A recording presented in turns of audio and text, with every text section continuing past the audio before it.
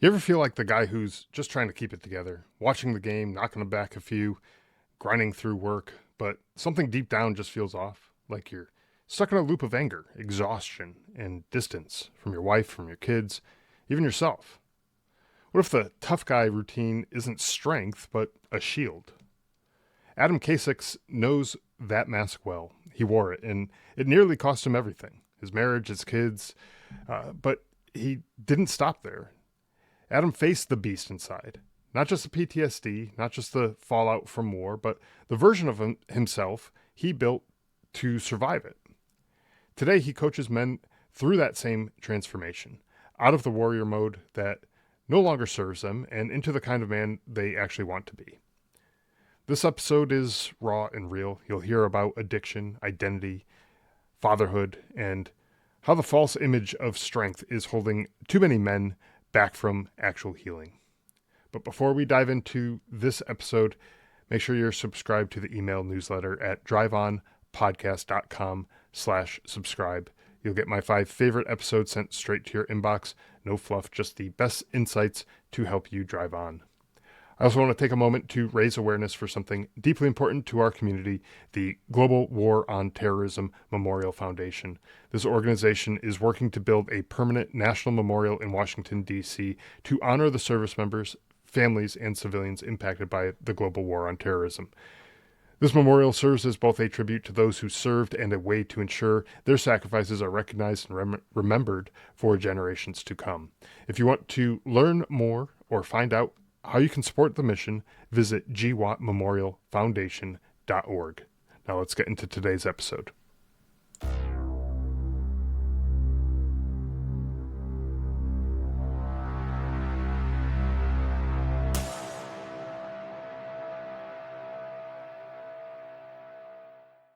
Adam, welcome to the show. I'm really glad to have you here. Scott, I am stoked to be here. I could tell, when we were talking before we started the recording, and I could tell already just from the energy that you're giving off and everything, it's going to be a great conversation because sometimes you get folks and it's like, I'm not really sure how this is going to go, but right from the get go, it was definitely high energy, always good to go. So looking forward to it. But let's just for the listeners, maybe just for some context, who you are, a little bit about your military background, and kind of your transformation out of the military to who you are today. That is so loaded. I'm gonna break that up. Yeah, break it up into chunks. If don't eat the elephant in one bite. Yeah.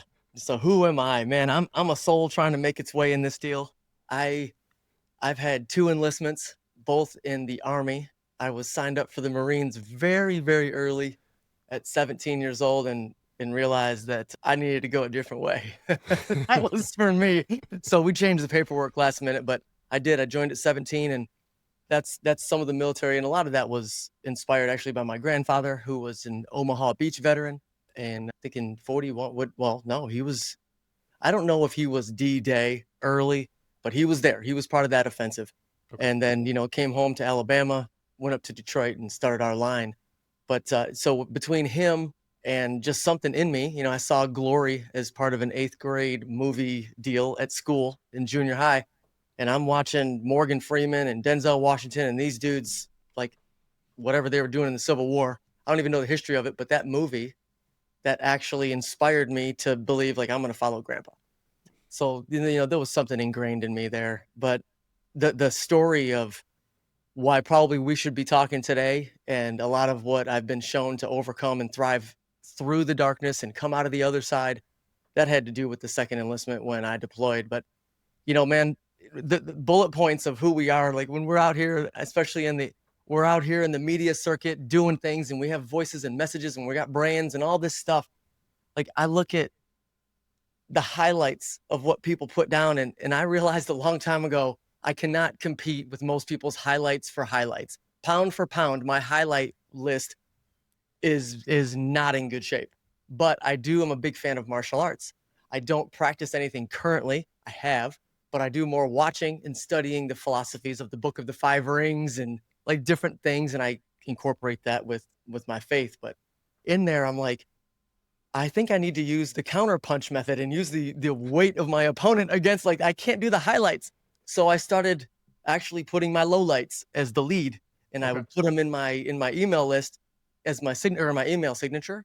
And so when you talk about who I am, it's gotten ingrained in my mind that lately, especially when I'm speaking anywhere, I will tell people I'm a former bedwetter. I am a former level 1 trauma nurse. I'm a former Army veteran and combat vet. And like, I got post-traumatic stress, didn't know about that for a few years. And, I lost my marriage and my kids and I got them all back. So I'm a survivor in that, and then thriver after post-traumatic stress. To me, we love the movies that show us a real hero's journey. That Hmm. word hero isn't an invincible person like Mr. Incredible, or, well, no, he was pretty flawed too. That's a bad example. What a dad.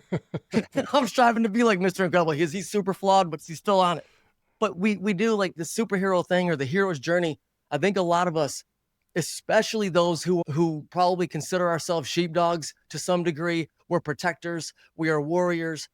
It's like there's a big part of us that think there's a certain image of a hero and what he looks like or she looks like. And I think for the most part, it's Frodo in Lord of the Rings. Like, most of the time, you don't look physically imposing. You definitely don't feel it most of the time, even if you are, because we all got stuff inside, even Hmm. the big guys. And, when I'm looking at that, I've been mostly attracted to stories of overcoming and deep, deep dream, struggle, and victory type of stories. And that's who I am. That's who I help, and that's who I serve. And yeah, take a little breath for Yeah. air there. Yeah, come up for air for just a sec here, and we'll kind of unpack some of that because I think you had a good point there when you're looking at the highlights that people put on their, maybe it's a resume or on their website or social media. That's probably the worst offender of looking at somebody's highlights because nobody's posting their worst days on social media necessarily. They're putting their A game out there on Yep. social media. They look great. They sound great. Everything's polished and cut, and everything's just done just so, and it looks just right. But that's not reality, right? Mm. Like that person's flawed too. That person, I guarantee they screwed something up at some point during that day that they were filming that reel or taking that picture of them that with that beautiful sunset in the background or whatever it was. Yeah. There was That something that they angle, that yeah one angle. that one angle you're taking a snapshot of that person's life and you're judging them by that and you're looking at them and it's like, man, this person's got it all together. No, they No, don't. Come on. you know no. they really don't. And uh, even sometimes like people will talk to me about this podcast. It's like, I can't believe how much you've done, and you're just you've done all these great things, and I'm like, yeah, but you don't know all the half of it, like of like what it took to get there. And so when you're talking about the kind of the low lights, like the not the highlights, the low lights, but the things that you had to overcome, I think those are even more impressive than someone just, oh yeah, I wake up, I got out of bed looking amazing, and I I I'm just a wonderful person that's, oh, I don't even have to try. It's like, well, that's not real, and No. you can kind of see through that. I mean, yeah, sure, everyone's gonna have a good day from time to time too, and you absolutely you should celebrate it, but like that stuff's not real. So like let's look at the real you and like what did you actually go through and what did you have to overcome. And you mentioned a few of those things, between your marriage and combat veteran and a bunch of other things that you were mentioning. There's a lot of things to go dive deep into, and we could talk about any of those things if you want, and kind of use those as examples of like what's going on, what's making Adam tick here. Yeah. It is inspired. Something you said there stuck with me, and it kept hanging in there. And it was, what's impressive is overcoming, and it is. Yeah, I think I'm gonna take a step back, give some context here. sure. So what I do on the daily now mostly is do a lot of coaching and training of prime producing age men. And this character that we've come up with is, like a target avatar. Who's your Hmm. target customer? So what we've came up with is this name of Guy. So a guy named Guy, a man named Guy, Sure. And it's easy because one of the things that I've been led to do in my professional work, remember the old band Boys to Men? Mm-hmm. I mean, they're probably still out there doing weddings here and there, and I think they're pretty good dudes from what I've heard, for real. Sure. Don't keep up with them too often. But like Guys to Men has become this mission of my life. I have three Okay. sons and a daughter, but helping guys become men because of how hardcore of a guy I used to be. Now, Guy, we all know Guy. Guy gives up Sundays with family for sports, and that's his lifestyle. Yeah. Guy, now we got to create the character in our head. We can't just take something that some of us do sometimes and pick on ourselves or think that I'm coming at you. It's not what we're doing here. But Guy is a certain type of guy, and we all know this guy. He peaked in high school. He hit 17 and couldn't get past it. But that's the general caricature of it, right? And he's probably got steel balls hanging from the hitch of his truck. Like he's showing everybody, right? He's covered in whiskey and cigars and super aggressive behavior. Listen, I'm creating a character for a little bit of humor, but it also paints the picture. Guy was hurt somewhere, and like many of us, whether it's a father void or some hurt from a relationship, my wife and I got divorced because of my IV drug abuse that I fell into as a nurse and all the affairs that I had. So like in the first 10 years of our life together, that was highly unconducive for marriage. And we paid the price and it all fell apart. And so what I realized I was doing was that I had this. Do you like movies? Yeah, sure. Okay, so I'm a really big fan of these types of stories, and then learning about the comic books and the identities of these types of superheroes and the villains who could have been superhero. Villains are just superheroes who went dark. Yeah, I can see that. A superhero is just a villain who went to the light. Right. I have this framework called the divergent deltas where it explains how we can start at a common point, and that's the trauma, that's the hurt, that's the void. And then from there, we move in opposite directions or different directions. And so Joker, he got hurt and he chose a persona, an identity that he took on for himself to present himself to the world. And it happened to be darkness, right? So that's what he chose. Batman also had a trauma, severe trauma, Bruce Wayne did. And out of that, he chose to become a symbol. I just watched it on Batman Begins yesterday because I study this stuff for my own work, not just entertainment. And he's telling Alfred on the train when he's leaving the League of Shadows, he says, if I'm just a man, people can come at that and tear that down. But if I rise above that, I become more than a man. If I become an idea, like Ra's al Ghul tells him in the prison, he's like, if I become a symbol, I can become indestructible. And so some of us can go to the light, but even then, when we go and do beautiful things, we have to make sure that common point, that where we started, we didn't take on an identity that covered the hurt, out of which now we live through, which goes all the way back to Guy, living his life in the driveway for Friday nights and slamming beers with the neighbors and whatever else the hardcore guy stereotype that I'm totally pissing off 90% of the audience with right now. No, we're all guys here, okay? But we got to watch out because Guy needs to become a man. Right. And for me, one of the biggest things that helped me through the darkness was when I realized confronting my beast wasn't confronting something that I hadn't forgiven necessarily. It wasn't confronting my dad, who I felt didn't prepare me well enough for manhood. It wasn't my employers. It wasn't anything. It wasn't even the Taliban, man. It wasn't even the Taliban, because I was there on the next plane after you. Because I know you were there in 2010, correct? Yeah, OEF 10. Yep. I was 11/12. So Okay. just on the back end. And look, dude, I'm learning your story, man. I am learning your story. I appreciate it. And, it's because we all have this story. And I believe a lot of us developed a beast to take the place of, because we both said one thing, the hero and the villain, we both said this: that's never happening again. Yeah. I am never allowing that to happen again. Joker, in this scenario, chose the dark. And then some of us, I guess in real life, it's whether or not we choose the couch. And then the hero, Bruce Wayne, chose the light to help people instead of allow Gotham to be burned to the ground. That was his heart. Right. So he chose that way. Either way, he's still living through this identity that he put on due to it. And the beast, when we confront that beast, who we put on to cover up that hurt that we're never going to let happen again, that becomes the thing that runs our life. It flashes up on social and watches that we wear on our wrist because we don't have the guts to wear our hearts on our sleeves. Mm-hmm. It's I call it in my writing, I call it the way of the facade. My porch has a styrofoam ledge that's spray painted and spackle drywall covering and hardened, but it's styrofoam under there. It's not concrete. And the bricks that cover underneath there are half bricks plastered over cinder blocks to make it look like good for curb appeal. Sure. We all know the game. I live in an HOA community. Like, what are we doing? It's a facade, though. Yeah. And the truth lies beneath the surface. And I know I just unloaded half a fire truck on you there. But for me, the guy that I serve and the men that I coach, that I'm watching light come back into their eyes and gain real power, not exertive power, real power, calm, cool, gentle, like a good king. Their families' homes are like stabilizing.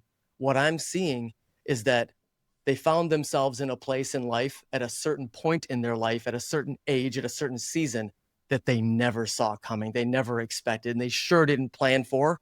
It's got them twisted up. It's got them angry and frustrated and confused. And that's what we're working through with these concepts. Yeah. And so, yeah, let's unpack some of Sure. what you were just talking about. You can dig into anything mine personally or anything that I'm doing with my guys too, because they're all trying to help other guys grow in our manhood. Yeah, sure. So just looking at Guy, right? Your avatar. And I like when somebody has that avatar and they know who their target is and they've given him a name. He's got a family, he's, X number of years old, and he has a whole backstory and peaked in high school, let's say, right? As you were talking about that, it reminded me of the old show Married with Children. Al Bundy was the guy in there. 4 touchdowns. There it is. Yep. And that was the highlight of his life, was when he was in high school. And so as you were saying that, it's like, that's the light bulb that went off in my head. That's Guy to me. Yeah. Is like that's who it is. He's a shoe salesman. Nothing wrong with being a shoe salesman, but like, he has no aspirations for anything bigger or better. He has a family that he kind of could give two shits about. Like, he's kind of just floating through life, waiting for the next, Sunday to watch football and drink beer. And like, that's him. And so that to me was the picture I painted when you were describing Guy. And sure, the show could be funny, right? If you're into that kind of humor and whatever, it has its place because it's funny. But it's funny because it's like over the top almost. And it's like, well, you would never expect a man to act that way. A man who's in charge of his family and his career and his life, and he's got a actual good grasp on all of that.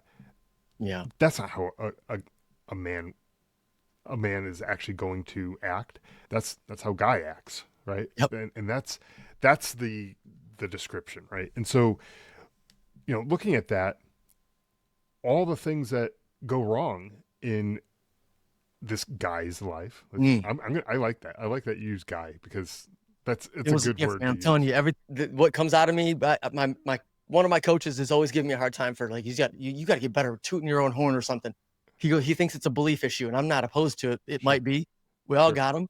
But for me, it is, I believe these things come to me when I am where I need to be, when I'm healthy.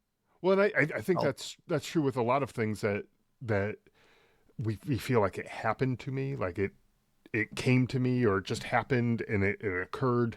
This thought occurred to me. Well, I shouldn't take credit for this thought.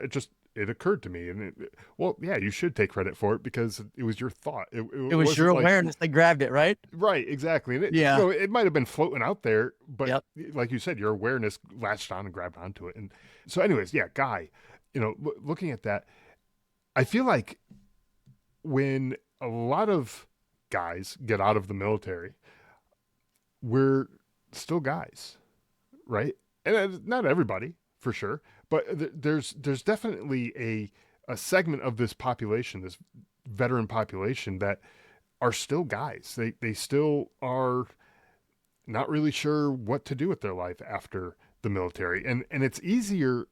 I don't want to say the military is easy, and that's not what I'm saying. So for the listeners, don't go writing into me and sending me hate mail and all that kind of stuff. But no, so I'm not saying that the military is easy, but it's easier in the sense that someone tells you where to be, what to wear, when you can eat, and you get a paycheck. And that paycheck is steady throughout your military career. And obviously, as you get promoted, you get paid more and you get more things like that. But you pretty much know what to expect. Mhm. It's all pretty much laid out right there for you. And yeah, sure, okay, deployments, you don't know exactly what to expect because things go sideways, and I get that. But for the most part, your military career, unless you've deployed a dozen times or something like that, and you're constantly in that kind of stressful situation, you pretty much know what to expect. But then you get out, and now it's a world of uncertainty. It is what you make of it. And if you've had almost like, this is going to probably come off the wrong way the way I'm going to say it, but I'm going to say it anyways. If you had the training wheels on for so long, and then you all of a sudden just kick them off, it's going to feel a little rocky, right? Yeah. So that's the image that I've kind of conjured up in my head as you were talking here. So for those listeners who are thinking to themselves like, man, he's kind of describing me. Well, let's hear a little bit more. So those are the folks that you are trying to serve.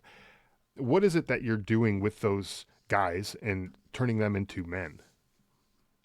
The very first thing that I do, if someone's crossing my path in the first place, I take that as that they're asking, right? So that's an invitation. We talk, but the first thing that they have to understand is that it's not just them or it's a certain type of man. I believe Guy is within us all. And I believe it comes down to, what do you want? What kind of life do you want to live? Yeah. Because a certain type of man produces a certain type of life. That's it. If, like, a frat guy, we can picture his apartment, his house, his room that he lives in that house with those other guys. We can picture that. That's, if you want that as a picture and as an aspiration, well, then step into the thought process and become like him, and you'll have the life he has. Very simple, right? My mentor called it define, learn, and do. Look at someone who's got what you want in life. So you define what you want, you learn from somebody who can help you get that, and you do what they did. It's a simplistic sort of view, but we have this. Awareness is the very first thing that must increase. And that's why the question, what do you want? What kind of life do you want to live? What kind of man do you want to wake up as? Even more importantly, what kind of man do you want to go to sleep as? Because a lot of us have sleep stuff and we use all sorts of different chemicals and escapes, and there's no judgments here, okay? I still use my THC pens to go to sleep to help my brain slow down. Nobody's coming at anyone. But if we take a minute and just think about what we're talking about here, and go, okay, it took me about 3 years for these things to go through my skull after I got home in 2012. I'm like, I'm kind of hair triggered, and like, I'm thinking everybody on the road is coming at me. Like, I try to go to sleep at night and I'm just scared to death to fall asleep because I don't know what nightmares are coming this night about my wife and kids going on a chopper and I'm getting bagged. And I have no idea what's going to come through my emotions. I don't know if I'm going to be at Jimmy John's and they put onions on my sandwich and I was having the wrong day at my job, and that was the trigger that I needed to turn around and slam the door and say, what the fuck are you doing putting onions on my sandwich, and launch that shit like I'm Tom Brady at the poor 19-year-old cashier at the thing. She's like got a summer job. Yeah, right. And this was a real story. And after I launched that sandwich across the restaurant and I had that verbal explosion, I'm in a suit, dude. I'm a sales executive pulling down weight. I'm well into the six figures at this point, and I was scared to death because I was living in the identity that took over to make sure nobody was ever going to do that again to me or my family. And I didn't know that I was stepping into all of my interactions with people as the warrior. I didn't know I was presenting as the warrior. Right. I had to be shown a handful of different things. And one thing that I picked up from Tony Robbins along the way was he's got these archetypes, these 4 archetypes. And this is where we come to with the awareness with Guy who knows he doesn't want to continue down this path. If he says, I want health in my life, I want calm and easy days again, I want to be able to go to sleep, I want to be able to not have my wife or my kids stay away from me because I produced eggshells for them to walk. I don't want my kids scared of me I don't want to be divided from them the way I was with my dad. I don't want to have to get my parents' relationship in order 20 years after the fact if they're hopefully still alive. I don't want these regrets, man. And so when we know that, we say, all right, where did it happen? Something happened somewhere where a beast was formed out of that hurt to protect you, to protect the little boy inside. If we know he wants to go through there, then the first step is to help him confront his beast, because you know this as well as I do. Until you stare death in the eyes, in the face, it owns your ass. It owns you. Whoa, you're a whipping boy to fear. Mhm. But if we get to the point where we can look death in the face, and I'm not talking about being morbid here, I'm talking about the darkness that's in us. That is the way to the light. We have to go through it. The Bible talks about the valley and being in the shadow of God's wings, but down through the valley of the shadow of death. David didn't fear any evil because he, for one, his faith, but he knew that he was going to keep going through and come out the other side. We work with guys who not want to go through that process, who are willing to because they demand health, wellness, wholeness, love, peace, harmony, all the beautiful things. Sure. That's the first thing we do. We got a little model called Face It that begins with feeling. So that's the first couple steps. It's all about awareness though, and decision. Right. And I think, we laid out earlier pretty well how we can identify who this guy is, right? And so hopefully some of the listeners out there, if maybe you don't see it in yourself, maybe one of your loved ones are listening to this or something, and they might know a guy, and they might want to push guy in the right direction, gentle nudge in the right direction, and say, hey, you might want to check this out, But one thing that occurred to me as you were talking, and it was something that you said earlier, is that you got a couple boys and a daughter as well, and I do too. It's the same makeup as far as our families go, as far as number of boys and girls. But one thing that I think this transformation of Guy will do is not only for Guy himself, but for if he has sons. I mean, kids look up to their parents, and they look at their parents as like a role model to say, this is the type of person that I'm going to be or not be, because maybe their parent is such a train wreck that they're like, I definitely know I don't want to be like that, right? But regardless, they're using it as a model of some sort to kind of shape how they are. And so for the guys who have boys, you want those boys to look at who you are and become the type of person that you'd like them to be, so that when they're kind of modeling your behaviors and things like that, they're doing it in a way that you can look at them and be like, I'm proud of that kid. I'm proud of my son. Mm. But on the other hand, too, I said you also said that you have a daughter. That's the kind of guy that she wants to, as she gets older, find a man like what you're trying to become. And you want to model that type of behavior as well. Someone who is going to treat her right, treat her well, and those types of things. Not in a not being a guy, not being the Al Bundy type of guy. You want to model that type of behavior. And I think, if nothing else, you want to do it for those people in your life, right?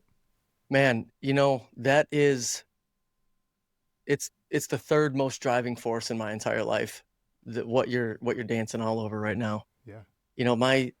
We have currently, as it stands right now, before they all have their birthdays again this year, none of them have. Not again yet. We have, they're 13, 14. That's the what some people call like Irish twins. Mm-hmm. Is that the same Yeah. calendar year, 12 months? Yeah. Ours are 14. We were just asked about the Irish twins thing. So they're not quite Irish twins, but they're close. I think that's a cool thing. That's pretty cool. Yeah, that is cool. I love anything that's unique and like specific to other cultures and different. I'm super obsessed with it. I got different languages all over my body, and people are like, what is that K4K? I'm like, no, it's Aramaic, man. That's super ancient. And I love it. I don't even speak it. 13 and 14. My daughter's 18. And my oldest is 21 now. Okay. And with the boys, I am constantly, I was confronted by, you remember Pursuit of Happiness? Yeah. Will Smith playing Chris Gardner, the scene outside of Wall Street, the red Ferrari, I think it was, and the young dude in the fly suit. And Chris looks at him and says, 2 questions. What do you do? And how do I do it? Something like that, right? Sure. And then that's the premise of the movie was that Yeah. was his serendipitous moment of breakthrough. And he responded when opportunity was calling, because somebody really smart said success is when preparedness and opportunity come together. It's when they meet, it's when they intersect. And we don't know if that's going to be with the salesperson trying to sell us solar at the front door, or like that trip to the concert with our friends that we really didn't feel like going to, but we went anyway. And then wow, look what happened. We met the love of our life. These things happen all the time.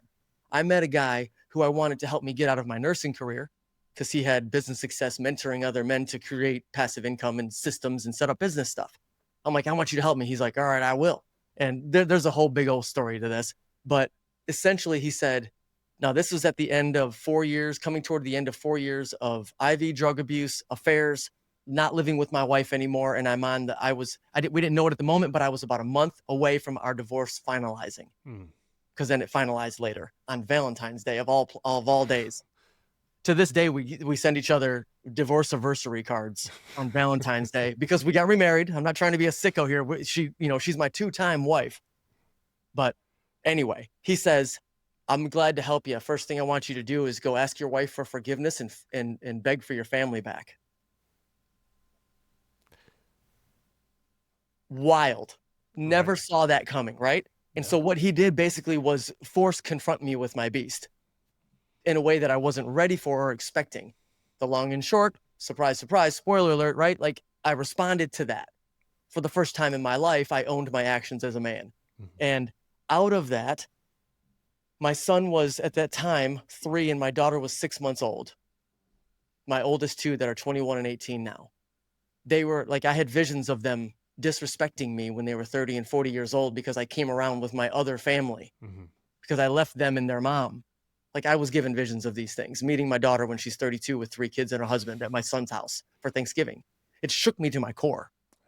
And yeah, so I just remember the message on the drugs was, if you don't get this together, if you don't put a stop to this, I'm going to let you die. And that was the sense that I believe God gave me way back then in the bed of a woman who wasn't my wife. So I turned around for them. Now they see this example, they know the story, but the messaging to my 3 boys all the time these days is, listen, here's how my grandkids are going to be raised. Here's how your sons are going to receive their father. Yeah. Principles, right? Principles based on faith, not like fear and putting rules on them and demanding them do something while I slam another one, chug it, and have them get me another one out of the fridge. I don't do that. I grew up like that. I don't want that. And so when I show them, this is what my grandkids are going to have. And, and we spend a lot of time. I don't just talk it. Like, we've built up a life where we control our time and we're with our kids, and we invest in the sports development for them and the homeschooling type of academies that mix in. So yeah, we made it a priority. They see that. And with my daughter, I've been messaging to her since she was just a baby, like most of us guys, no matter what, would with our little princesses. We would say things like, make sure that you know you're valuable, honey. You are expensive, love. You are very expensive and valuable. And if, like, there you go. And I teach them all the time. Like, it's not about being like me. I believe they're all going to be greater and better than me. I had my journey, though, through that wild one, got me to this mindset. And that's why I appreciate my screwed up past and all the horrible, horrible decisions that I made. I appreciate them now. Like, that identity is redeemed. I know that prodigal son in me had to live that life so the older brother prodigal son, who had the responsibility and the wisdom of the father, could actually lead when they were ready and all the wild oats had been sown and he learned his lessons. So I message these things to my kids all the time, like I have a very eternal type of mindset. I'm always thinking bigger, and it's usually annoying for most people who just want to come over and hang out and watch TV or But we do, because they are, somebody said somewhere some amazing thing about kids being arrows that we shoot into a future that we will never see. Yeah, that's true. Like, these ideas are beautiful, man, and they matter. And I see too many of brothers that we've been over there with. I've seen them come home. I've seen them, as I say, settle in for the long haul. Settle in for the long haul. He builds up his entire basement like a shrine to a school or a team that he's never even gone to, never even was an alumni of, and like never played for, but he dons his whole world in gear to support that effort, which Jerry Seinfeld funnily makes fun of by saying, we're not really rooting for teams and people. We're just rooting for the clothes they're wearing. Right. Because when that guy goes to the other team, now you hate that guy because he changed clothes. That's right. Anyway, That's hilarious. I grew up playing hockey and baseball in Detroit. I am telling you, I am not just totally bagging on this idea. Right. What I'm bagging on is the fact that the guy who doesn't grow into his manhood, who allows that manhood to be perverted with a facade of all the tough guy stuff. Yeah. You know, there was a time we had a bunch of family over for, I forget what it was, a holiday, might have been Easter, I don't know, whatever it was, doesn't matter. A bunch of family over the house, and everyone was, you know, interacting, having a good time, and you know, one of the relatives, an extended, you know, extended relative, kind of came over and he said, you know, I was flipping through the television and I couldn't find any of the sports channels. You know, where's ESPN? Where's, you know, all this stuff? And I said, oh, we don't have cable. We cut that out. And, you know, we just don't have it. And he looked at me like I had like 3 heads. And I was like, I mean, would it kill you for an afternoon to just like hang out with the family? Like, I don't know. Like that was kind of the attitude that I was receiving, and he never came back to our house after that. Yeah. And it was like, all right, well, I don't know. Like, sorry that we, you know, didn't meet your expectations or whatever. But yeah, honestly, no love lost there. Like, it's like, it is what it is, you know, and, you know, it's a big whole story, but it doesn't matter. But like, that's the type of thing I think that you're kind of describing there, and where like it almost seemed like it was bad enough that he had to not be in the cave that you described, you know, with the shrine with all the sports memorabilia and all that kind of stuff. You know, he had to tolerate being around other people, but, you know, couldn't even see the game or the highlight reels or, you know, whatever it was. But it's like, who cares? You know, who cares about those things? What is really the important thing? You know, I don't know. Right. Maybe that game, you know, which I don't even know what that game was. I couldn't even tell you what he was trying to watch. Right. You know, and today he couldn't either. And probably not. No. And, you know, and whether he could or not, honestly, I don't even care. But it's like, that's the priorities, and it's just they're not. I don't think they're lined up where they should be. Agreed. In kind of situations, right? Nothing wrong with someone who enjoys watching sports and has a team that they're rooting for. Yeah. You know, like you said, maybe they're just rooting for the jersey. That's cool. I don't have a problem with that. I used to be that way too. I used to, you know, watch baseball all the time, watch hockey, and, you know, I love doing it. Did it all the time. But as I got older and priorities shifted, I got married, had kids. Honestly, that stuff was. It was a way to pass the time. Yeah. You know, and I got other things I could do to pass the time now, and they're kind of more important. You know, I think for what I've seen in our experience and what we're looking at is when it becomes a problem, when, like you said, the misalignment, priorities and values, right? We're taking actions on things that we don't actually even believe in. Like, we do stuff that we have a core value against. And one of the things that I mean is simply this. For years and years and years, I had a regular 9-to-5 job. I don't anymore. Do I think 9-to-5 jobs are bad? No. But I learned who I was. Right. I learned how I'm wired and how I work best. And in that, I've learned that it's not within a structure that's that rigid. Now, that younger me really benefited from the military's rigidness. But as I got older and learned and I changed and evolved, I realized I'm not into being told when I'm hungry. Yeah. Like, it became an idea that was crazy to me to think that I had to ask permission about a certain week of the year to hang out with my wife the way that I wanted to. Mm-hmm. That's called asking for a vacation. Yeah, right. Getting approval, submitting the forms. I did this for 25 years until I was able to get rid of it. But that's because of my core values. So if I find myself in a traffic jam every day and I'm bitching and complaining about my life every day, or this person that I work with and this boss who doesn't like me and the oppression, they don't appreciate me, and these bills aren't gonna, take care of themselves and the money's not enough anyway. Well, I'm taking action. This was me. I'm doing actions, maintaining a 9 to 5 job, going to get another job when that one falls through, that aren't even aligned with my core values, which were time autonomy, freedom of my choices within whatever my capabilities are. It's not complicated, but it at least becomes aligned with what I'm doing. Now, where I really got in trouble and why I believe I went down the road of the affairs and the betrayal like I did and the drugs in those early days of my 20s and a young family was because I refused to confront that beast, whatever that beast was that I was not confronting.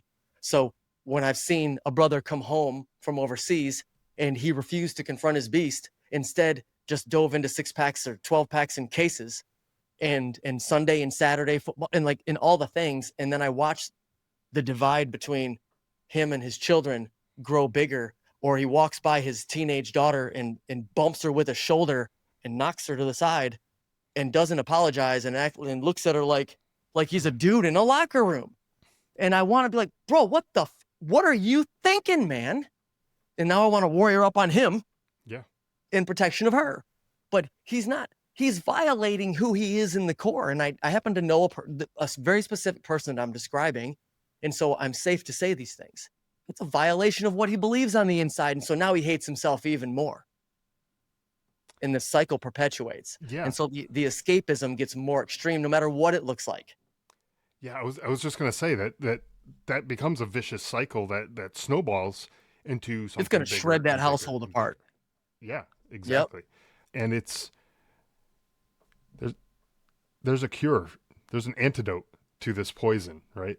And that antidote is to, well, like you said, first take stock of like what matters, what's important, and act on that. Do something to get you to that place where you're actually doing those things that are in line with those core values. Let me give you a little, I'm sorry. You want me to give you a little tool that could be useful? Sure. It's great for the audience too, because it's called radar. So if you want to catch these things, as Scott's saying right now, a quick little, I don't know, is it a mnemonic? Is that what the word? I think that is, yeah. Anagram, mnemonic? I don't know what it's called. But if you look at radar as 5 letters and the D is squared, okay? I'm not too fancy here, but radar and the D is squared. What we do first is we simply reflect. And that reflection is, why the hell do I feel this way, man? Like, where is this coming from? Like, get in yourself in the mirror, driving in the road, talk to yourself for real the way you do. Try not to beat the hell out of yourself like a bully, but just try to be real and reflect. What am I this continuous frustration thing? Where is this coming from? And now you're gonna start catching a pattern and some sources that produce that pattern. Typically, where I start with guys is what continually frustrates you, a repetitive, frustrating pattern that occurs in your life or a result that you get that you don't want, an undesired, repeating thing that is a theme in your life. You know it. Come on, you know it right now. Name it in your mind. There's only 1 or 2 of these that always come off to the top of our minds. This always happens. Okay, we're going to reflect on that. Okay, cool. Now I'm thinking about it. Now I'm aware. That's the A. Now I'm aware. I gave myself a chance to think about something real for a second. I muted the commercials. Or I muted the game for just a minute. And I'm reflecting about something, right? And a great time to do this in the early times is when you get right when you get pricked with that thorn, right when you get triggered. If you can get the wherewithal just to calm down for a second and go, okay, where is this coming from, dude? Yeah. Like you would a younger person that you were trying to lead. Where's this come from? Now you're aware. And the D is a D squared. Like I said, we're going to determine the effect that it's had in our life. That could be extremely deep or quite a tall mountain. We don't need to do that. Is the effect desired or is the effect undesired? Do we want it? Do we not want it? Positive, thumbs up, thumbs down. That's the determination, whether it belongs or not. Then we decide what we're going to do with it. If it belongs, we need to invest in that and nurture that. If it needs to go, we need to cut the weed, get rid of it, eliminate it. And that comes into the next A, which is adjust. Do it. Take the action on the adjustment, execute. And then the R is, we're going to call it repetition, but under there, you need the 3 I's. And this is very useful in why people's results always go backwards and they don't last. You have, in order to repeat something that lasts for transformation, you have to have an intention. you must have introspection, and you must iterate. When you do those things, you have a clear intention, a goal. You can reflect on the idea and have some introspection about what you're trying to accomplish there, and you can communicate that however you might need to yourself or someone else. And then you make the appropriate adjustment so the next version is better than the last attempt. Yeah. If you approached your wife for dinner and she got triggered and you didn't know what is going on again, years and years, man, I got 28 with this chick. Like I still have almost no clue how to approach her, and she's married me twice. I'm like, what you want me to do, man? Like, how do you want me to say this? But I reflect on it afterward. Okay. I guess I came in a little hot. The warrior was leading. The sword was still on my shoulder from battle, had a little bit of blood hanging on it. I just got home from traffic, right? Yeah, right. From a long day in the office. And I brought some of that energy of the warrior right into my kitchen when she's like being ran over by the kids and cooking dinner for me. And so there's some of that. We're going to reapproach that. And I didn't even deliver the 4 archetypes that Tony talked about. It was the king, the warrior, the lover, and the magician. Okay. And I didn't mean to confuse too much of this, but these things have been transformative in my life once I confronted the beast, to understand that my wife needs the lover approach, at least that energy, but within the realm of the kingly stuff. I learned to actually put my warrior to sleep. Most of the time, I just keep the warrior in the hammock with the iced tea in the sunlight. If that image is clear. That visual does come through clear. And I think it's good to keep that warrior around, right? Because there could be a time that we're built for it. You need to go tap him on the shoulder and be like, hey, you're up. Put That's me in, it. coach. He's got to stay ready. He's the QRF, man. He is, exactly. He stays in the quick reaction force mode. That's a good way. That's what I was trying to describe, but I didn't have those words, even though I know exactly what you're talking about. Cool. Yeah, I do this every day before. Like I get it. Like I up every day with this particular thing, so it's okay. That's why we're talking. Right, exactly. But that's what I was trying to describe. Is you want to have that warrior on QRF just in case that thing happens, that whatever it is, and you need a warrior mindset to be aggressive, be assertive, be a dominant force, something that nobody's going to fuck with. You are going to just drive through whatever the objective is and destroy anything in your path in order to get to that goal. You need to have that warrior mindset. And I'm not just talking about physical violence and things like that, but there might be other things that you need to have that type of mindset, right? Yep. I got a funny little story if you want it. Yeah, go for it. The last time I truly needed him, it was the morning of January 25th this year. Okay. And so early in the year, and I got 3 boys. We're going to a gymnastics competition in Galveston, Texas. We're in Tampa Bay. Okay. So I got to go to the airport with 3 boys and another dad, a gym dad. And so he's here. Dad's out front with his car, and he's waiting just to park it around because I'm driving him and our 3 boys to the airport. And then we're going to get on a plane. He's going to get the rental on his side and drive us from Houston to Galveston. That's the picture. 4:15 a.m. Eastern time. I am walking through my dark garage that is also my wife's commercial gym for her holistic nutrition and physical training business. She's got a lot of gym equipment, and we have a 2-car garage. That's what we have. Sure. It was dark. I went in there to close the door. Cars are already loaded up. I'm just cruising through there, just walking at a good pace. And I clipped the corner of an iron leg off of one of her pieces of equipment. It was a corner. It was just a U-shaped iron piece of equipment. And I hit the one end of that U of that leg. And I'm athletic, man. I do triathlons. I run. I got great balance. Like I said, martial arts training here and there. I got good balance and I'm athletic. I went down like a sack of potatoes and I hit the concrete, boom, on the hip, had to fall because the garage was halfway up. When I hit it and fell forward, I had to duck my head because I would have hit it on the garage door that wasn't high enough. And it was ugly. I hit the ground. I stood back up. And when I stood up on my feet, I felt lightning shoot from the ground up through my body like that. And the nursing immediately went in my mind. I'm like, oh my gosh, I think I broke something because I couldn't, there was no weight. And so I started dragging it to the car without the boys noticing, which I'm at the trunk on the ground and they're in the car. But they don't see it because it's dark. Yeah, right. I get in the car, I pick up dad. I'm like, okay, baby, we're in warrior mode right now. And dad gets in the car and I drive us the 40 minutes, whatever, 30 minutes to the airport. And I drag this foot through the tram. I drag it to the gate. I drag it across the Houston airport to the national car. I didn't get, it was like 7, 8 hours until I could get to an urgent care in South Texas to get a x-ray and then a boot.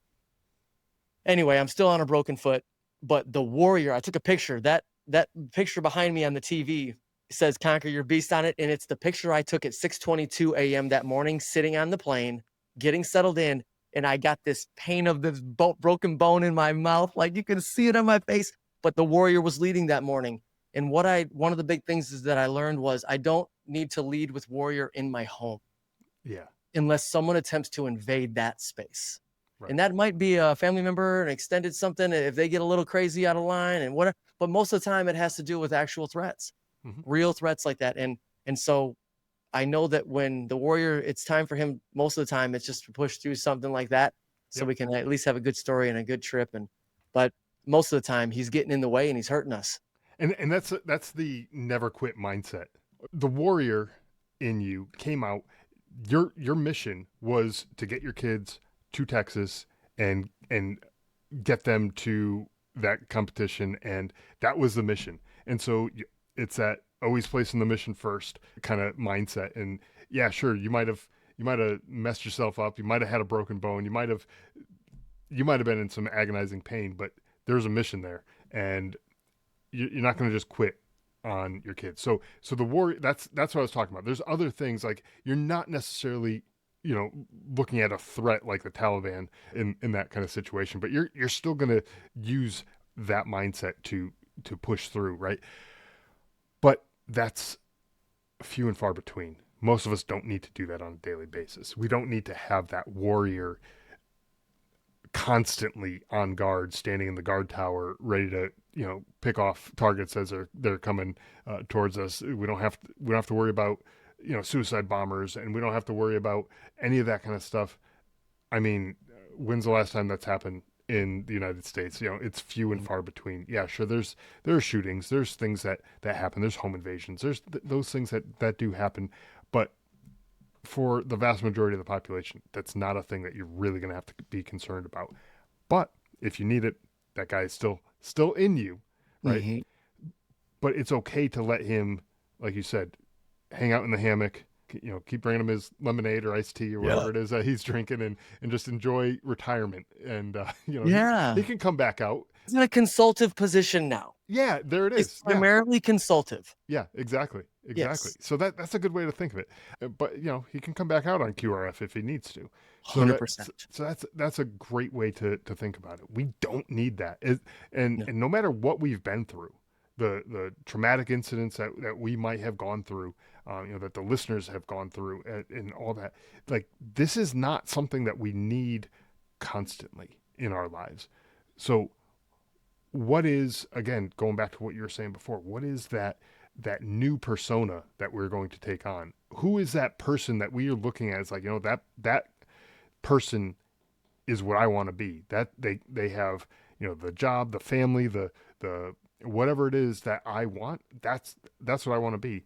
So, like you were saying before, let's look at that person. How did that person get to that path? Or what path was it that person took to get to where he is? And how do I repeat that? And kind of follow, not necessarily follow in somebody's footsteps Yeah. 100%, right? But they kind of started to wear the path down, and you can kind of use that as a guide. Maybe it's not going to be exact same footsteps that they took, but it's going to be close enough to get you in that direction. Now, there's something to be said about envy and that type of thing, that you don't want to necessarily be envious of that person. It's like, oh, well, because they have this, I want that, and whatever. It's like, no, that's not the point here. What I think we're trying to say is that we're trying to look at what a picture of success. What does success look like to you? Yep. Where do you want to be? What type of person do you want to be? And how do you get there? And this is just an avenue to get you to be your own version of success. You know, what success looks like to you and what it looks like to me might be two totally different things. At the Yeah. end of the day, we might both be feeling successful in whatever it is that we're doing. And that's great. But it doesn't necessarily mean that, like, if I was in your shoes, that I would feel successful. Or if you were in my shoes, that you would feel successful. You know, we might have different definitions of that, and that's okay. So, you know, create your own version of that, but kind of use that as a general guide to get you to where you want to go, right? Yeah. I wanted to look something up because I didn't want to misquote it. This came out of me over the last week while I was writing, and I liked it a lot, and I've been playing with different forms of it. But essentially, I wanted a definition of success that I was more comfortable with and that I really appreciated. And for me, I put this that success is the diligent pursuit and progress toward a divine intention. Okay. So, what does that mean? The highest version of ourselves, let's say ideal Adam, for me, that's how I would think about it. But my name is part of my identity and how I look at myself. And so, in that, there's this whole thing in the framework about how I help people find their eternal name. And it's based off biblical examples of Abram becoming Abraham, Levi becoming Matthew, Saul becoming Paul, and different versions, and women too, Sarai and Sarah, and different, like this play on a name, having your name changed into your eternal identity. And again, that it's neither here nor there in the moment. But when you have that picture of yourself, that's the highest form of yourself. What do you picture in your life? Whatever this greatest, what I say, start with the clearest vision that you do have. You don't, I've had people try to tell me, write down your perfect day. Do you know what a nightmare assignment that is for an overthinker? Write down your perfect day. Yeah. F you. Are you trying to put me into a freaking nut ward right now? Like, I'm not. I was an ER nurse, man. I saw a lot of psych patients. I know where they go, and this is how they get there. This is one of the ways they get there. Giving over a thinker an assignment. What a torture. But in that, we can sit there and go, okay, what's the clearest picture of what an ideal day would be? Maybe I'll have 100 versions of ideal days. Sure. Today was an ideal day for me, and I'm working it like it's a regular work day. I might have to take some of that time back tomorrow. I don't know, but it was an ideal day. Why? Because it just was. The things that I like to do. My family's here. It's quiet. You and I are getting together. We're doing some good things, making some impact for people. It's like, it's great. So it's the diligent pursuit and progress toward that intention of our best selves and of our highest selves. And I believe the only way to do that is get ready to confront that thing that's kept us stuck all this time. You figure it out. And for me, a big part of that was I had to go and face, how much longer am I going to live my life blaming my lack of results on my dad's failure to prepare me? That was a major beast for me. Yeah. I had to confront it. And confronting it meant facing the fact that I make my own choices. Yes, I might make choices I might be in different situations based on what they did or their choices. But at the end of the day, I get to make my own now. So is he going to continue writing my story through my imagination? Am I going to let that happen? Or am I going to take the pen back and write the story? Right. And that's a big part of it. But again, that starts with intention, like you're talking about. And then what do you want? It comes down to what do you want? When that gets there, it's like, okay, now we can begin working on it. I have these 7 pillars that I call the 7 pillars of revolutionary freedom. It's the path that I know. It's the path that was developed in me, through me, by me. Many, many early morning pre-sunrise walks with my dog, healing, 2015, 16, 17, through 21, 22, 24. Like, I'm not doing it the way that I was within the last couple of years because of how much growth and expansion has happened for me in that way. But along that route, it's like I had to learn about my perception. And then I had to learn that my perception is my direction. And like pillar 2 is power. Why are so many of us walking around frustrated and hair triggered, angry to react to something? Because we feel powerless. We feel powerless. That's why we're not relaxed. Dude, if you got a Ferrari next to a Vespa, you ain't worried. Right. You're not frustrated. You ain't looking to prove a point. You just know. And a lot of us are missing that, especially on the warrior side of the house. We're missing it. And then like number 3 is release. It's how to become healthily detached. It's how to forgive things without letting someone get away with the damage that they did to you. Like, pillar 4 is responsibility, and how it's the idea behind Jocko's extreme ownership that he talks about. So pillar 4 is responsibility. done the way that I had to learn it, like Don showed me, go fight for your family and I'll help you in business. I'm like, what's that got to do with anything? He's like, this is about character here, man. Who are you? Right. And so, 5 is cultivate, and it's about a garden, protection, taking care of it, fertilizer, but also keeping weeds and rodents out, vermin. Pillar 6 is execution, because I got through most of my life on talent and I had to learn how to work. I learned work ethic from my dad, but through my resentment, I basically threw up a middle finger toward that life and said, I'm just going to go ahead and look like a beatnik to the rest of you for the rest of, whatever. They think I'm a bum and a loser. Let me just go ahead and fulfill this for you. Right. And so I went down that road, but then I had to learn about faith without works is dead, and what faith-driven work looks like. And it doesn't look like rules and sweater vests. I'll tell you that. Number 7 is transformation. And that's where we get into that 3I framework at a deeper level, because transformation is the elimination of frustration, man. You want to lose your frustration, your worry, your this, that, and the other. Transform the thing. And the thing that you transformed becomes something new. And along with that, you end up finding who you really are and all that. And that's a big old long process. Mm-hmm. But we start with a 90-day intensive called the Invincible Identity Intensive. And that's where it all begins. And we take people who are, my buddy in faith calls them level zeros, who don't know anything and they're just curious about faith stuff. And a lot of it, we do 3 at a time, a lot of times in our cohorts. The last 2 were, it had strictly to do with professional aspirations, while a guy was being thrown in a loop by a wife who was divorcing him, and a boyfriend and an Airbnb and kids in the mix, while he's trying to navigate his professional career at 50 years old. Like, that was, he didn't know who he was, because he was being driven as a passive guy under his mom and his like this control that he talked about being under. He didn't know that until we were a few weeks into sessions, but it did. When it struck him week 3, within the 3rd time, tears to his eyes. And today we had our little roll call session that we do with the guys twice a month. And he was on there just like, he's doing his thing, man. He's on fire. And he's like, I didn't know I was living under my mom's identity. I didn't know I was living under my sister's identity. I didn't know that I had took the back seat to my wife and she didn't respect me as a man because I wasn't leading as one. I was just being a guy the whole time. And he was a model, and most of his life came to him easily through the looks of his face and his abs. And for 17 years, he neglected his wife through passivity. And all of these things, the guy's leading now. And like, his life is totally turning around. He's making splashes at work. And that's all within a 3-month period. Like, it's popping for them once they're ready to confront that beast. Right. And that beast is sometimes not an easy beast to confront, to even want to confront, because sometimes you get so comfortable in the way things always had been. But when you look at the way things always had been and realize that's not the way I want things to be going, well, something has to change. And I was actually just last night I was talking with some guys, and I'm not saying guys in the sense that we were using it as your avatar, but just, a bunch of other men. Let's just lowercase guys. Yes, lowercase guys.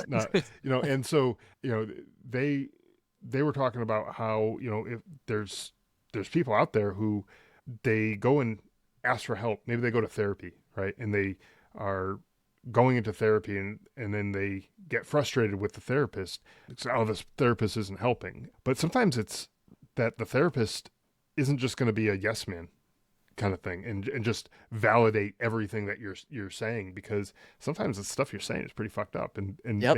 maybe it doesn't need validating. Maybe it needs challenging. Maybe it's invalid. Right. Yeah, maybe the conclusions you've drawn are invalid, and the Right. things that you're doing are not good things, and maybe the therapist is there to challenge those things so that you can iterate. I think that's one of the I's that you were talking about, right? Yep. And so you can take that feedback and go make a change, and then hopefully come back as a better version of yourself and continue to iterate. This is something that really, to me, I love this, because just using this podcast as an example, when I started this show about 6 years ago, I didn't have a clue what I was doing. I didn't know the equipment, the tech that was needed. I knew I had to record my voice somehow and then get it out to the world somehow. I didn't know what I was doing, right? I got this cheap microphone, and I started recording. I watched a couple of YouTube videos on what to do, and I asked a couple of friends that I had, like, that had their own podcasts, and I asked them, like, what do I need to do? And they gave me some tips, and I just ran with it. Over the years, the whole process has changed dramatically. From what I use to record with, the software, the microphones, even the process, the onboarding process that you went through, where send you a link to my The calendar clean. and all this stuff. There's a whole process that went into that. But that all was done through iterations of trying to make this this whole process better. I've been very focused on making it better every step of the way through the time of scheduling an interview all the way through to putting the interview out on Mm. to the world. Yep. And being focused. I have my own listener avatar that you're talking. I have my own version of Guy. Mhm. Who that person is, and that's who I'm talking to right now. Is that person? Obviously, I'm talking to you, but I'm as far as the listener and the content that we're creating right now, that's who I'm creating it for. I'm creating it for that person with that person in mind. When I started the show, I didn't have that person in mind, and so everything has iterated and gotten better along the way, and that's what I think people miss out a lot in life, is that this is just the way things have always been done. It's just the way things are. They just accept it, and they don't realize that things can change. Things can get better. Was me. And there are ways that you can do that. Sometimes you might need help to get yourself out of your own way, but you have to be receptive to that. And if you're not receptive to it, then nobody's going to help you, because if you don't want it bad enough to make the change, I'm not going to be able to change you. You're not Mm. going to be able to change the person. And no therapist is going to be able to change you. If you don't want it, nobody's going to want it. And so you really it has to start with you on the inside. You have to be the one who says, I want this. I want this change. Yeah, that's real. And I want to encourage the simplicity of this is not as deep as and heavy as some of the stuff that we talk about that can feel that way for some guys and Yeah. some men and women that are growing in these ways. But I want to show us, men or women, how we're already experts at this radar concept, because that alone, if somebody picks that up and they use that for themselves, scratch it on a notepad, put it on your hand, a post-it sticky, like something, because it can change your life, because you already do this. You're already a master of doing this. Radar is just a cool, like, it's a fun way that I came up with, that came through my mind, that fits. It's not earth-shattering. These concepts have been around for a long time. But here's how we know that we're experts at radar. Because every single person, especially, this is a lot of times, no pun intended on this one, a guy thing. We have our way, don't we? Yeah. We have our way that we set up our car, and how we have our charging cable in there, where our phone mount is, how we like our climate control, where we put our briefcase or our duffel bag, where we put our drink, where we put our cups. Like, we have a way that we operate ourselves within a vehicle that Yeah. we own, that we drive. We have a way. The older you are, the more finely tuned your way is. And your closet is like this too, man. I don't care what it looks like. Women have their personality about their closets and their vehicles too. But we'll just stick with for the guys thing for now. But like, right? We have a way that it is. And how do we get that way? Because when we're 40, it's way more than what we knew at 25, when things were more haphazard Yeah. for most of us. But the Army taught me at 18, 19 to become meticulous fast. Early, I became extremely orderly. But that was built into me and it fit what I liked. So I adopted it and I still live that way. My desk is still that way. Yeah. Even when it's a little messy, it's orderly. And so you have a way. You got there by iterating all along the way. You reflected about what you liked about where that charger was that time, or that one equipment, that accessory that you had for your MP3 player. And then you're like, oh, I like the fact that this went Bluetooth, because now I can have a better way and I can iterate and get rid of wires. And Yeah. look Right. at all that. I'm iterating on my workspace, my environment. How did I get to the point where my soundboard is over there and I keep my Bible right under here, under my podcast desk? Like, I got this because in this office, it took me about 3 or 4 years to get to the point where I had a rhythm and I can operate within my own ecosystem. This is not groundbreaking science. We all do this every day. Yeah. We just don't really think about the process of it in a coherent manner like this, and then to use it in other ways. That's how I learned that I don't like the way my mom did my toast as a kid. Sorry, Ma, but you left all the edges real dry. And I had to reflect on what I didn't like about all that toast and all that dry. Maybe she was just broke, or so too broke to afford more butter. I don't know what it was, but we lived up a little sketchy in Detroit. But now I put butter and I crush it over the edge of the crust. I crush the crust down with a butter knife because I like soft crust. That's why my kids didn't eat hard crust. Like, you iterate. This is in everything we do. It's like the Matrix. It's in everything. Yeah. And when you learn to see it, your awareness goes up, and then you can really start doing exactly what you're saying, Scott. Make some decisions about what you want, how you want this life to live. Do you want your daughter to grow up and be married to a dude, a guy that has treated her, that will treat her at the best, as best as you have? Mm-hmm. That includes shoulder shrugs into her shoulder near the fridge. Yep. Yeah, that's a great way to put it, man. We've covered a But lot I was of a big ground time here. loser, man. No, we did. But again, mine was so passionate because I was a big time loser. Yeah. I was losing big time is what I'm saying, the drugs, the affairs, the divorce, and all that stuff. And we have gotten it back together.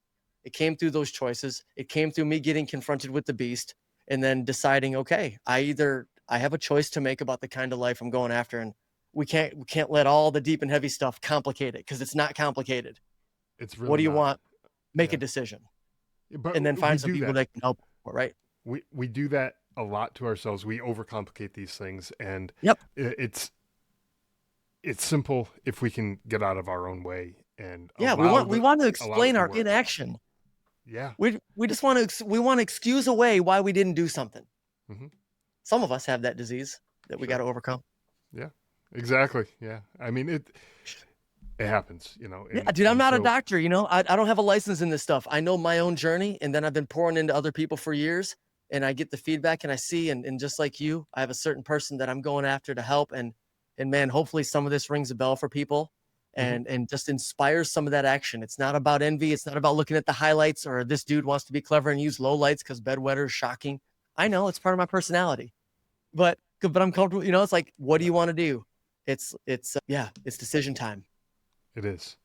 That's a good place to or a good place to be, is where you're at that point where you are recognizing I'm at a crossroads. I can go and continue on the same path that I was on, or I could do something to make a change for the better. It's something that, we're all work in progress.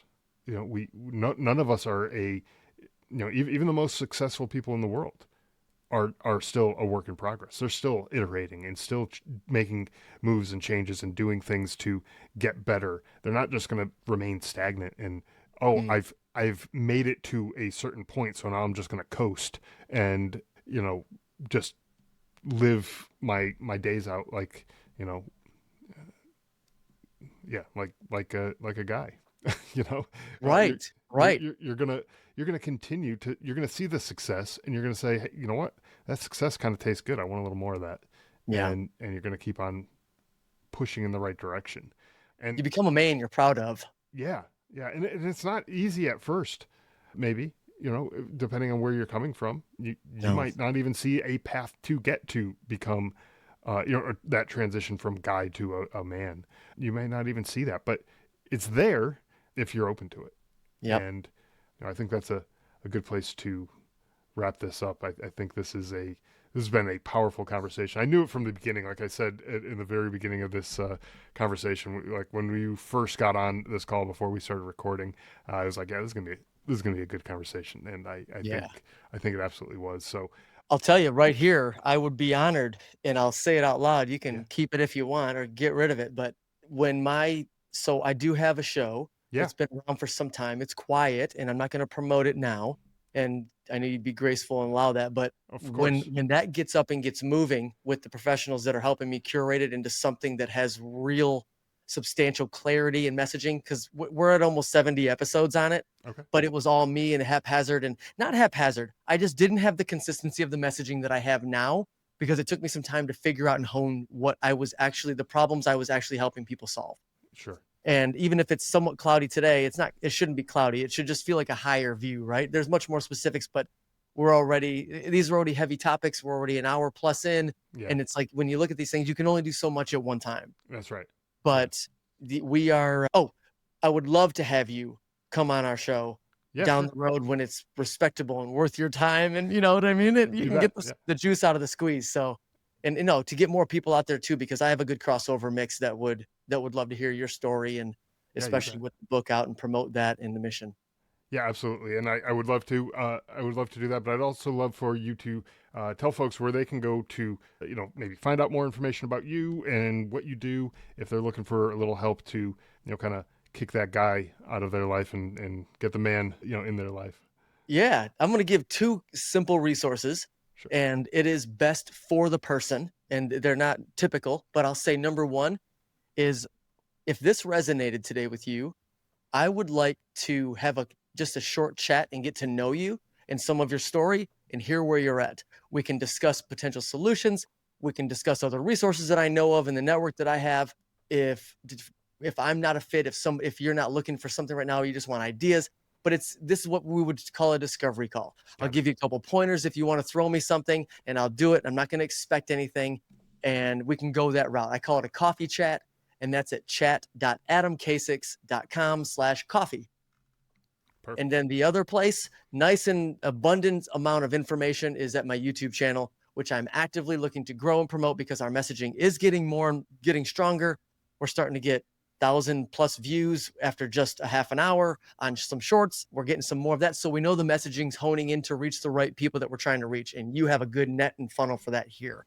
And so if you're listening right now, my YouTube channel is at Real Adam Kasix. So, but you can just look up my name, Adam Kasix. It's right. You're gonna find it on YouTube. It's there. I'm the only one, and there's a bunch of different things in there that are fun. And I'm trying to learn how to be more. I'm trying to infuse much more of my humor, which drives my personal life, into my professional messaging stuff, because more it's like it can be heavy, and I'm wanting to be a little bit more funny and entertaining with that, which is weird to talk about that with this topic, I get it but though. I have a knack for it in the personal realm when it happens organically and naturally. So I want that to come out there too. But that's a good place for people to go to get a good start on my ecosystem. Excellent. Well, the both of those links will be in the show notes for the listeners to check out. So make it nice and easy for them. They can click right through, whatever podcast app you're using. That's that's where you can find those links, and you can click them. Get that discovery chat or check out the YouTube channel and find some of those videos to, kind of help get you on your way to a better version of yourself. So, Adam, thank you so much for taking the time to come on. I've really enjoyed this conversation. It's been an absolute pleasure. Thank you again. You're welcome. I'm super proud to be part of your work. You bet. Anytime.